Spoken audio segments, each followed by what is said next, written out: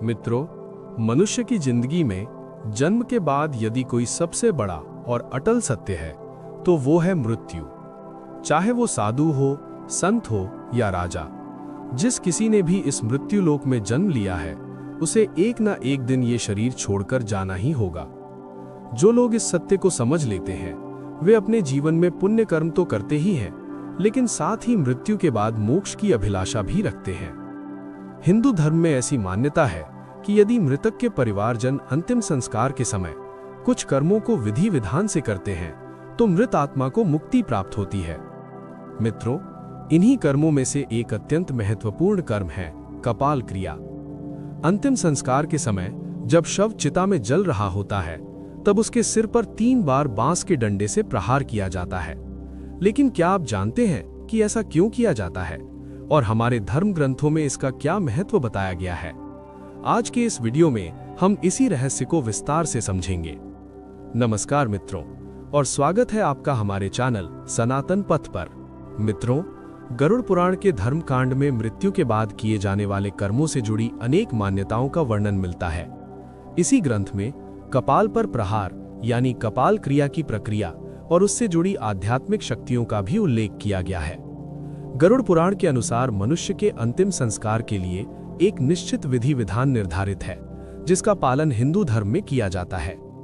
शास्त्रों के अनुसार मुखाग्नि देने के बाद बांस के डंडे पर एक लोटा बांधकर शव के सिर पर प्रहार किया जाता है। इसका एक व्यावहारिक कारण ये भी है कि मनुष्य की खोपड़ी शरीर के अन्य अंगों की तुलना में अधिक मजबूत होती है, इसीलिए अग्नि में उसे पूर्ण रूप से नष्ट करने के लिए कपाल क्रिया की जाती है। अब प्रश्न ये उठता है कि कपाल को पूरी तरह नष्ट करना क्यों आवश्यक है?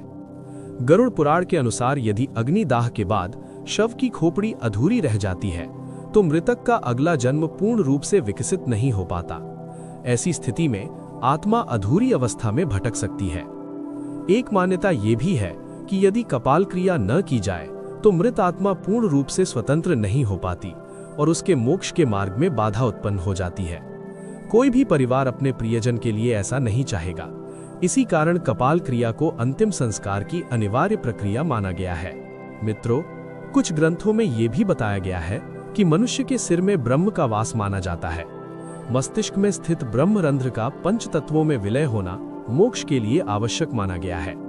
इसी कारण कपाल क्रिया को शरीर को पूर्ण मुक्ति देने वाला कर्म कहा गया है। आपने ये भी सुना होगा कि कुछ तांत्रिक साधक कपाल का उपयोग अपनी तंत्र सिद्धियों के लिए करते हैं। यदि मृतक का कपाल सुरक्षित रह जाए और उसका दुरुपयोग हो जाए तो आत्मा की मोक्ष प्राप्ति की प्रक्रिया बाधित हो सकती है। इसी कारण कपाल क्रिया को और भी अधिक आवश्यक माना गया है। मित्रों, मानव शरीर में 7 प्रमुख चक्र बताए गए हैं, मूलाधार से लेकर सहस्त्रार चक्र तक। सहस्त्रार चक्र मस्तिष्क के उस भाग में स्थित होता है जहां शिखा रखी जाती है। इसे ही मोक्ष का द्वार भी कहा गया है। शास्त्रों के अनुसार मृत्यु के समय आत्मा उसी चक्र से शरीर को छोड़ती है जिस चक्र पर व्यक्ति का जीवन केंद्रित रहा हो। कभी कभी ऐसा भी होता है कि आत्मा ब्रह्मरंध्र से शरीर को छोड़ती है। ऐसे व्यक्ति को मोक्ष की प्राप्ति हुई मानी जाती है।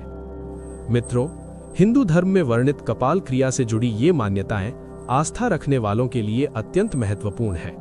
चाहे आप इन पर विश्वास करें या नहीं, ये परंपराएं मनुष्य के जीवन से लेकर मृत्यु तक हमसे जुड़ी हुई हैं। इसीलिए इनके बारे में जानना आवश्यक हो जाता है।